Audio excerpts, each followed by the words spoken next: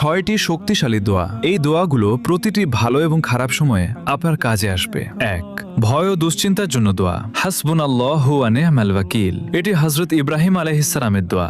যখন তাকে আগুনে নিক্ষেপ করা হচ্ছিল তখন তিনি এই দোয়া পড়েছিলেন, আল্লাহ তাকে রক্ষা করেছিলেন।